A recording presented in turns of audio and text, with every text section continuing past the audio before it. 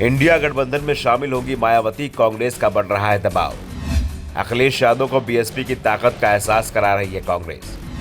आखिर क्यों बीएसपी से दूरी बनाते दिखाई दे रहे हैं सपा प्रमुख। लोकसभा चुनाव में असली मुकाबला यूपी में होता दिखाई दे रहा है। दावा किया जा रहा है कि अगर यूपी में बीजेपी का विजय रथ रोक दिया गया तो उसे केंद्र की सत्ता से बाहर किया जा सकता है, लेकिन यूपी में बीजेपी ने स्वीप कर दिया तो फिर दिल्ली तक पहुंचने का उसका रास्ता बेहद आसान हो जाएगा।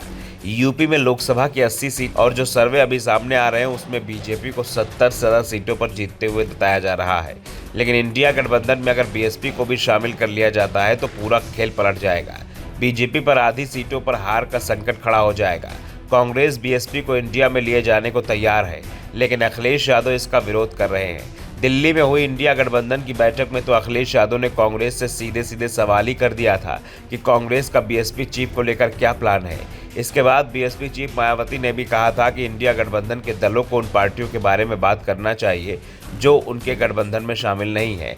दरअसल कांग्रेस को इस बात का एहसास है कि बीएसपी का प्रमुख ग्रामीण क्षेत्रों में है। सपा को भी इस बात का एहसास है कि दूसरा सपा यूपी में इस बार ज़्यादा से ज़्यादा सीटों पर चुनाव लड़ने की रणनीति बना रही है।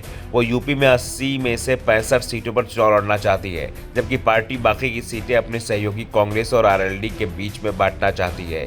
ऐसे में अगर बीएसपी भी इंडिया गठबंधन का हिस्सा बनती है तो उसकी ही सबसे ज़्यादा सीटें कम होंगी।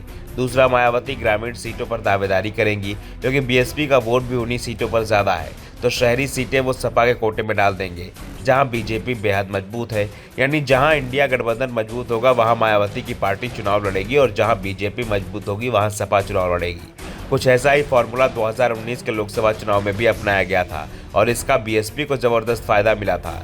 पार्टी के लोकसभा सदस्यों की संख्या 0 से सीधे 10 पर पहुंच गई थी। दूसरी ओर सपा की सीटें 5 की 5 ही रह गई थी।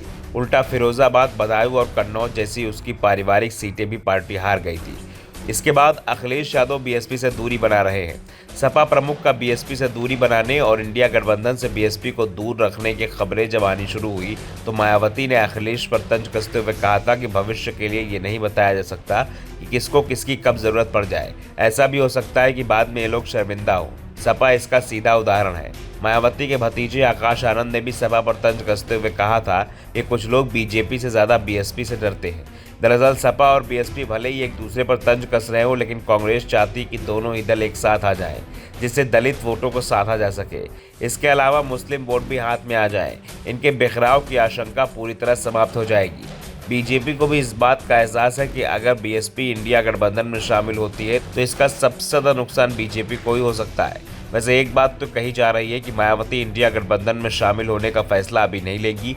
वो लोकसभा चुनाव का ऐलान होने के बाद ही कोई फैसला करेंगी, क्योंकि उन्हें डर है कि अगर अभी वो इंडिया गठबंधन में जाती है तो उनके खिलाफ भी ईडी की कार्रवाई शुरू कर दी जाएगी और मायावती इस तरह किसी भी संभावना को अभी हकीकत में तब्दील नहीं करना चाहती हैं, इसलिए वो अभी अपने पत्ते नहीं खोल रही हैं।